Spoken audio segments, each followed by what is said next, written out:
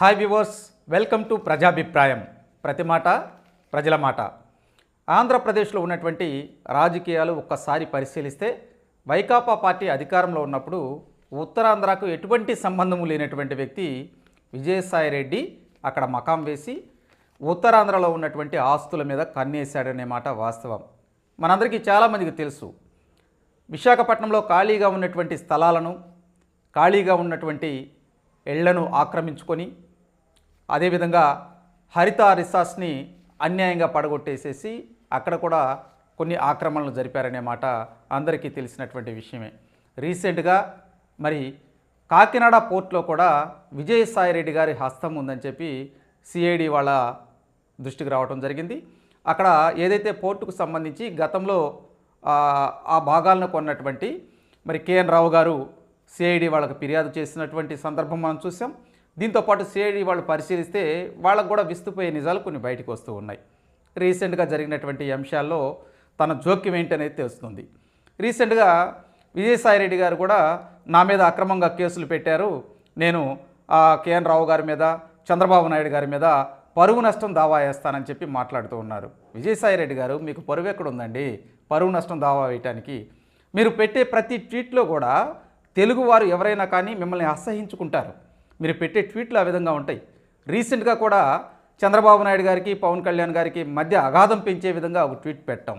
వాస్తవాన్ని పరిశీలిస్తే ఈ మధ్యకాలంలో విజయసాయిరెడ్డి పెట్టినటువంటి tweet, national popularity and edge on his side, I truly believe that deputy CM Pawan Kalyan garu is the most ideal person amongst the leaders of the NDA ruling parties in Andhra Pradesh to lead and representative AP. AP is a young state and cannot be led by an almost 75 years old senile gentleman who is acting up అని చెప్పి ఆయన tweet పెట్టారు. ఈ ట్వీట్లో ఉన్నటువంటి సారాంశం ఏంటంటే, నేను deputy CM Pawan Kalyan గారిని చాలా గౌరవిస్తున్నాను వ్యక్తిగతంగా, కానీ ఎన్డీఏ అధికార పార్టీ కూటమిలో ఉన్నటువంటి పవన్ కళ్యాణ్ గారు ఈ రాష్ట్రంలో ఉన్నటువంటి ఏదైతే భవిష్యత్ తరాలకు సంబంధించి ఆయన లీడ్ తీసుకుంటే బాగుండిద్ది, 75 ఏళ్ల వయసు పైబడినటువంటి వ్యక్తి ఆ పెద్ద మనిషి నాయకత్వం వద్దు అని అంటున్నాడు. అంటే ఏంటి? పరోక్షంగా చంద్రబాబు నాయుడు గారిని కార్నర్ చేస్తూ ట్వీట్ పెట్టారు. నిన్నగాక మొన్న ఎప్పుడో విజయసాయిరెడ్డి గారు ఢిల్లీలో అమిత్ షా గారిని కలిశారు. మరి అమిత్ షా గారితో చెప్పొచ్చు కదా, బీజేపీలో ఉన్నటువంటి ఏదైతే ప్రధానమంత్రి నరేంద్ర మోదీ గారు, అయా 75 సంవత్సరాల వ్యక్తి, ఆయన పనికిరాడు, వేరే వాళ్ళని కొత్త తరం తీసుకురండి అని చెప్పి ఆయనతో చెప్పినట్టయితే మరి అక్కడే నీకు వ్యవహారం ఉండేది విజయసాయిరెడ్డి గారు.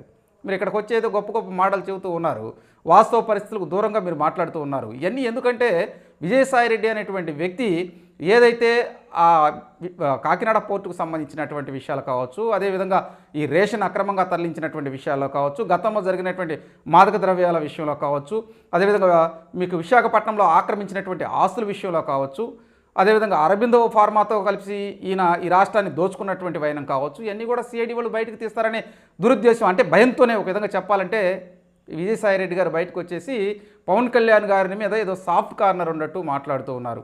వాస్తవంగా మనకు తెలిసినటువంటి విషయాలు చాలా ఉన్నాయి. ఏదైతే కూటమి ప్రభుత్వం అధికారంలోకి వచ్చిన తర్వాత వైకాపా పార్టీలో ఎవరైతే అక్రమంగా అన్యాయంగా ఆస్తులు ఆక్రమించుకున్నారో వాళ్ళ భర్తం పడుతూ ఉన్నారు. దీంతోపాటు ప్రధానంగా ఏంటంటే ఈ రాష్ట్రంలో చాలా మీరు చూడొచ్చు, కంప్లైంట్స్ అన్నీ కూడా ఆస్తులు ఆక్రమించుకున్నారు, స్థలాలు ఆక్రమించుకున్నారు, పొలాలు ఆక్రమించుకున్నారు అనేది. రీసెంట్గా ఈ విజయసాయిరెడ్డి అనేటువంటి వ్యక్తి ఏదైతే సుబ్బారెడ్డి కొడుకుతో కలిసి మీకు కాకినాడ పోర్టుని ఏ విధంగా కేఎన్ రావు గారి దగ్గర నుంచి బలవంతంగా తీసుకున్నారు ఇవన్నీ తెలుస్తూ ఉంటాయి. దీని మీద ఇప్పుడు విజయసాయిరెడ్డి ఏం చేస్తున్నారంటే, ఆయన ఏదో పరువు నష్టం దావా వేస్తా, అది చేస్తా, ఇది చేస్తా అని చెప్పి ఆయన బెదిరింపులకు దిగారు. విజయసాయిరెడ్డి గారు, మీ బెదిరింపులకు భయపడేవాళ్ళు ఎవరు లేరు, ఖచ్చితంగా త్వరలో ఏదైతే సిఐడి వాళ్ళు నిగ్గు తేలుస్తారు. ఏదైతే మీ పాత్ర కావచ్చు, సుబ్బారెడ్డి కొడుకు పాత్ర కావచ్చు, విక్రాంత్ రెడ్డి పాత్రకు సంబంధించినటువంటి అంశాలన్నీ కూడా బయటకు వస్తాయి. ఖచ్చితంగా మీరు ఊసలు లెక్కేసడానికి రెడీగా ఉంటారు. వాస్తవ పరిస్థితులు కూడా కొన్ని తెలుసుకోవాలండి. ఇప్పుడు ఏమీ లేదు, తెలుగుదేశం పార్టీకి, కూటమి ప్రభుత్వంలో ఉన్నటువంటి మిగిలిన పార్టీలకు కూడా అగాధం పెంచడానికి ఇతను ట్వీట్లు పెడుతూ ఇష్యూలు చేస్తూ ఉన్నారు. కానీ విజయసాయిరెడ్డి మాయ మాటలు, ఆయన ట్వీట్లు నమ్మే పరిస్థితుల్లో ఆంధ్రప్రదేశ్ ప్రజలు లేరు.